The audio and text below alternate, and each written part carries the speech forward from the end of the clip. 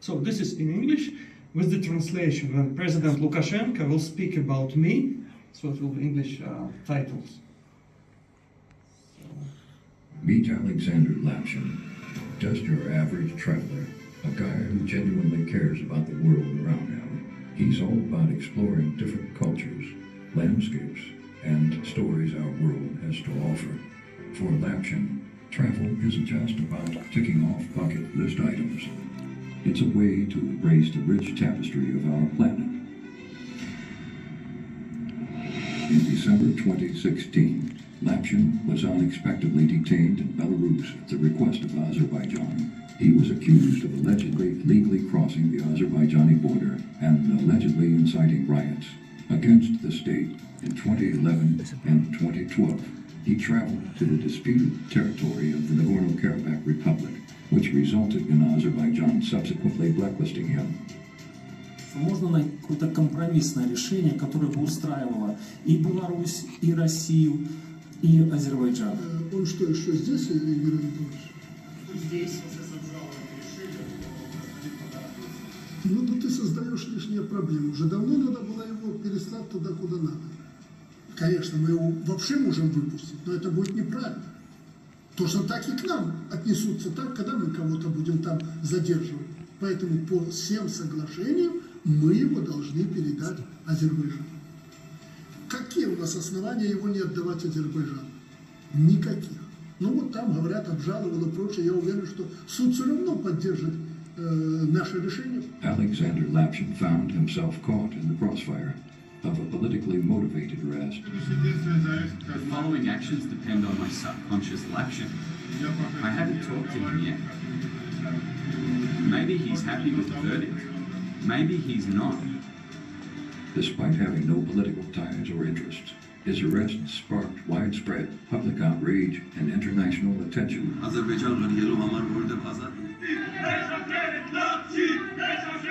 Thanks to the efforts of activists and the global community, Lapshin was eventually freed, receiving support from world leaders and organizations fighting for human rights.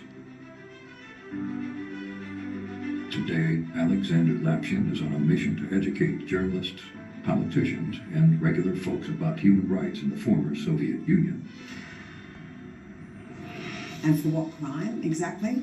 Because Mr. Lapshin dared to visit the so-called disputed territory of Artsakh, currently completely occupied by Azerbaijan, and published articles critical of its authoritarian leader, Ilham Aliyev. Unfortunately, Mr. Lapshin's case is not isolated. There remains countless political prisoners, journalists, and Armenian prisoners of war, including civilians and government authorities from the Republic of Artsakh who have walked the halls of this very parliament that are held captive on fabricated charges. I urge the Australian Government to outright denounce the egregious violations of human rights of Azerbaijan and demand accountability from those responsible.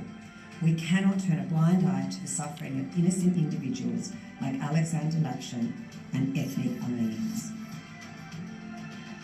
His story is a reminder that even ordinary people can make a difference and fight for justice. So I refused to plead guilty, and they said, in that case, you will never go back home. You will die here. You will die here. And they said, I will be sexually harassed. So they took the bottle of Coca-Cola, and they said, I'm sorry to mention, we will put the bottle inside you if you're not ready to cooperate with us. So this is today's Azerbaijan. So I said, no, you can kill me, but I'm not going to plead guilty.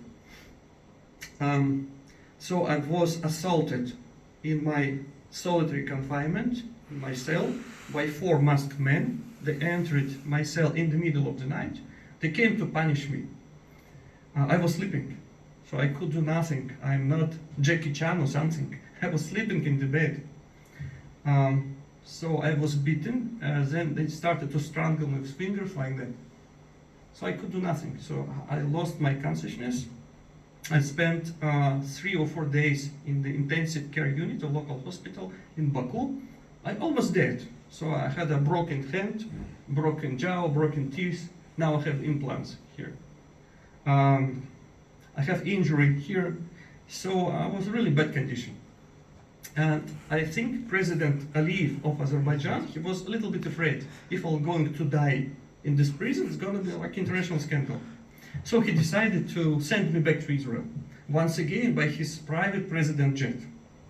So I spent like 20 days in Israeli hospital, and then I applied to the European Court of Human Rights against the Republic of Azerbaijan, and I applied to the Committee of Human Rights of the United Nations against Belarus and Azerbaijan. So I won both cases. So Azerbaijan was found guilty in illegal arrest, torture, and attempted murder. And as for Belarus, so the United Nations decided they're guilty in illegal extradition against the law, because United Nations prohibited my extradition. But Lukashenko probably received some, how we say, some sweets from President Aliyev of Azerbaijan. I mean corruption. So this is basically my story. And nowadays, territory of Nagorno Karabakh was reoccupied by Azerbaijan, and 150,000 ethnic Armenians were expelled from this territory. So today, this territory was ethnically cleansed from Christian population.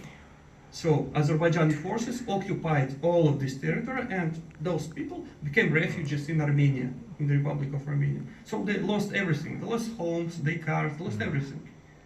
And I visited Armenia 2 weeks ago, so I could see it. Armenia is full of refugees.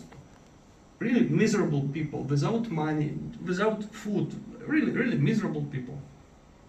So, in my own opinion, Azerbaijan committed crime against humanity. Саппоро, Университет Хоккайдо. Это мой друг Даичи Йошида, с которым мы вместе просидели 2 месяца в белорусской тюрьме Володарка. А вот это то, что мы кушаем. Это столовая Университета Хоккайдо. Видите, 769 йен японских, это где-то $4. $4. Недорого, да? Ну, в смысле, $4 вот за это. Как бы вместе это не $4, это больше, наверное, 10. Вот как-то так.